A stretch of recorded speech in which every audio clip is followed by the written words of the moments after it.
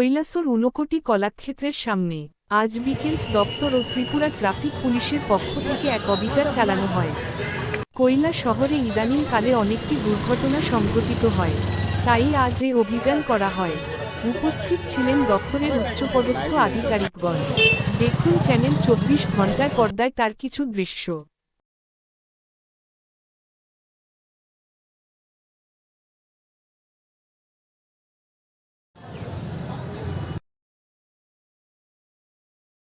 Police প্রশাসন এবং administration যৌথ উদ্যোগে আজকে আমরা দ্বিচক্রযান গাড়িগুলি এবং কিচান এগুলি যাতে তারা নির্দিষ্ট ভ্যালিড ডকুমেন্ট সহ নিয়ে এবং হেলমেট যেভাবে তারাও সুরক্ষা থাকুক এবং সমস্ত জনগণ যাতে সুরক্ষা হয় এই জন্য আমরা আজকে এই বাজারের মধ্যে আমরা যৌথ অভিযান চালাচ্ছি, যাতে ইলিগেলভাবে কেউ বৈধ ডকুমেন্ট ছাড়া যাতে কোনো বাইক না চালায়।